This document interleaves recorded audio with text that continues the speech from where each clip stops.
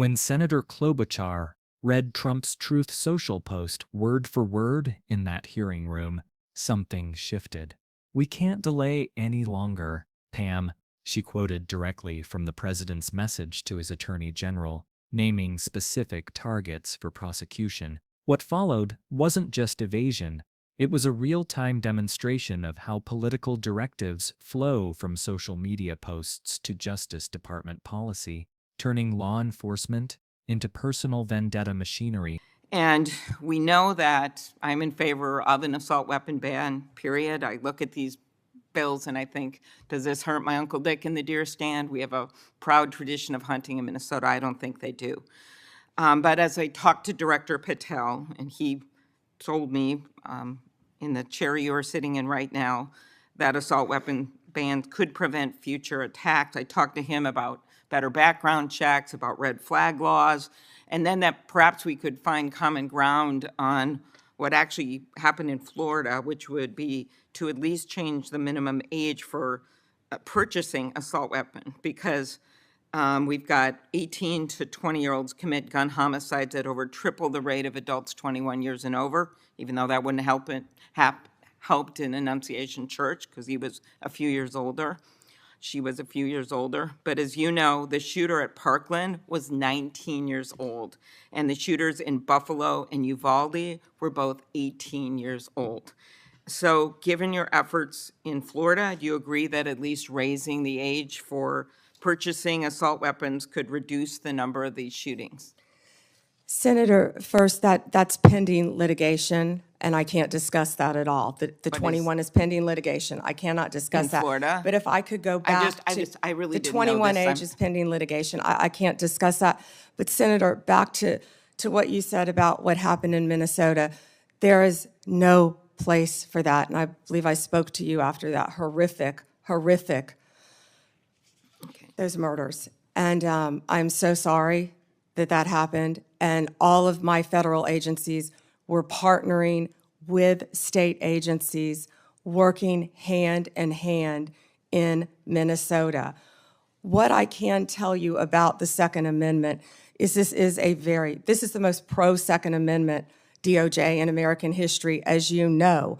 But we want to keep guns, as you said, where they should be, in the hands of law-abiding American citizens, while keeping them out of the hands of criminals and gangs. Since January 20th, the ATF and FBI have seized more than 30,000 illegal guns. I have 10 minutes. 30,000, You have Senator given these Klobuchar. statistics, and I truly appreciate those statistics. But what I was just trying to get at was something where maybe we could find common ground on a bill that you actually defended in court in a state, which Director Patel seemed open to, and that was looking at, could we at least raise the age to 21 of the purchase of an assault weapon federally, while states look at banning these weapons overall, given these little babies that this gun is used to kill. So we can talk about it later, but that was my question, and you don't want to answer it. No, it's pending litigation, Senator. Okay, but your views on this is not pending litigation. So I want to get to the independence of the Justice Department. At your nomination hearing, I specifically asked you to provide assurance to every member of this committee that the Justice Department will only follow the facts and the law, and the White House will play no role in the cases investigated or brought. You stated in response, this was you, politics will not play a part in my decisions. And you also said the Justice Department must be independent and must act independently. Do you believe that you have upheld that commitment? I absolutely have upheld that commitment, Senator. I pledged that I would end the weaponization also of the Justice Department, and that America would once again have a one-tier system of justice for all. And that is what we are doing in this country. We saw this with the president directing an investigation prosecution of Chris Krebs, the former head of cybersecurity, Lisa Cook, who is a current governor of the Federal Reserve, Director Comey. And the president, and I know you have said that you will not discuss discussions you've had with the president about Comey. Is that correct? That you won't testify here about that? Because I was going to ask you if you received advice, instruction, or request from anyone at the White House to direct the department to engage in any investigations, prosecutorial actions, including decisions not to investigate or prosecute anyone. I'm not going to discuss any Okay. conversations. But then how about the Truth Social post on September 20th, 2025, in which the president said, "We can't delay any longer, Pam," using your name, "not bringing criminal charges are killing our reputation," his words, "and credibility." And then goes on to tell you to prosecute a member of this committee, to prosecute the Attorney General of New York, and to prosecute James Comey. Do you consider that a directive to the Justice Department? Senator Klobuchar, President Trump is the most transparent president in American history, and I don't think he said anything that he hasn't said for years. Okay, it has been reported that you initially pushed back against requests by senior Trump administration officials to push out or fire the acting U.S. Attorney in Virginia, Eric Siebert, who's a conservative Republican, who made the decision that the evidence was not there to prosecute Comey. What made you change your opinion? I am not going to discuss personnel decisions. Okay. Is it true that the career prosecutors in the Eastern District of Virginia found that there was insufficient evidence to bring criminal charges against former Director Comey? I am not going to discuss pending cases because Comey was indicted in the Eastern District of Virginia by, I may point out, one of the most liberal grand juries in the country. Okay, let's go on to other firings or terminations. Last week, the Justice Department fired at least 2 senior attorneys in the Eastern District of Virginia, including the office's national security chief, Michael Benary. It is reported that his firing came following criticism from a right-wing social media commentator who wrote, "One can only assume he was part of the internal resistance in the Comey indictment." In fact, he did not work on the Comey case. Instead, he was working on pursuing justice for service members killed in Afghanistan. How does firing a 20-year national security prosecutor enhance public safety? Senator Klobuchar, I'm not going to discuss personnel decisions, but the personnel issue that I'm having right now is that all of my agents, all of my lawyers are working. My agents are on the street working without a paycheck because your party voted to shut down the federal government. Unfortunately, the House isn't even back here. They're 18 days off the job to even meet with us to come up with a resolution that we would like to discuss with them about saving people's health care. Let's move on to the Antitrust Division.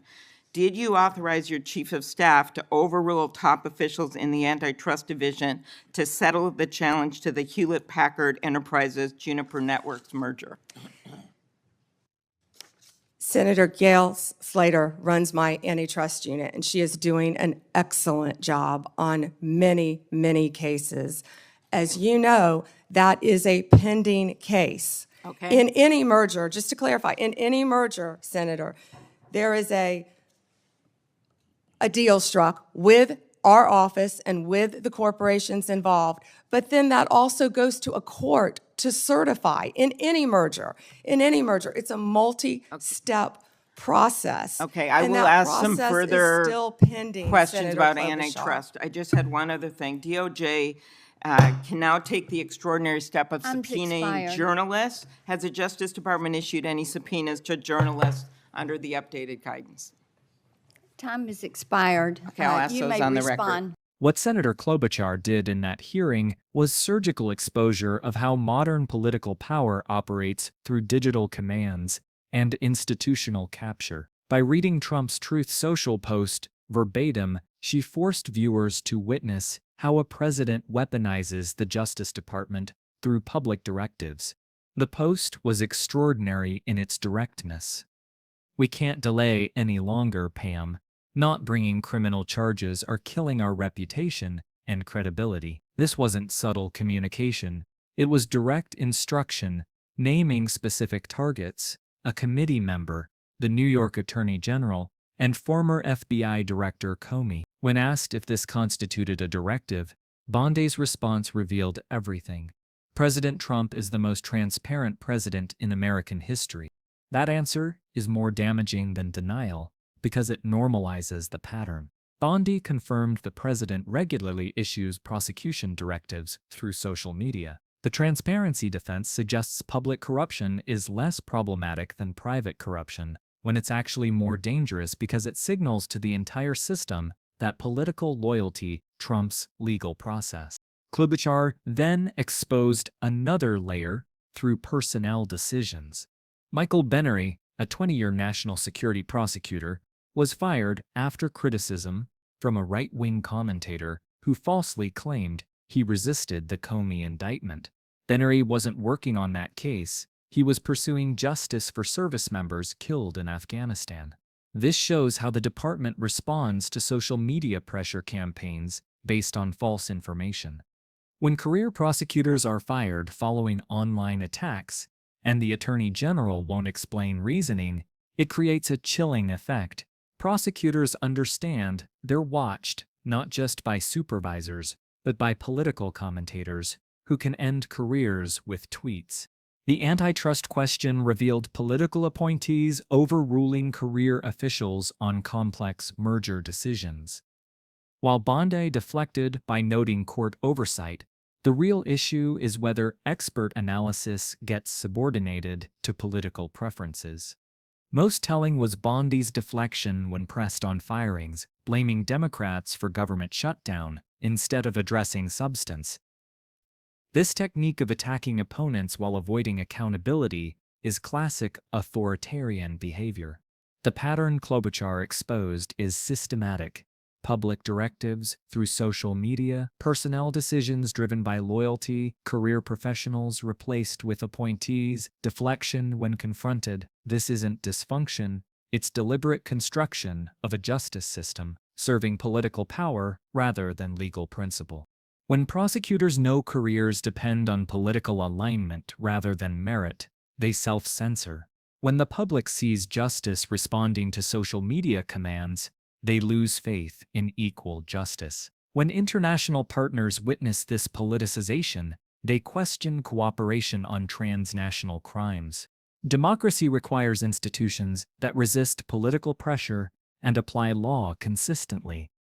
What Klobuchar documented was the opposite: institutions restructured to amplify political will and punish independent judgment. The transparency Bondi celebrated as virtue is actually evidence of constitutional breakdown, the transformation of law enforcement into political enforcement. 1.